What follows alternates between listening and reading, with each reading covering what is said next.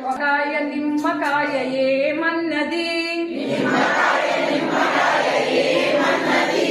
నాకంటే పుల్లకాయ లేదన్నది గుమ్మడికాయ గుమ్మడికాయ ఏమన్నది నాకంటే బరువు కాయ లేదన్నది పొట్లకాయ ఏమన్నది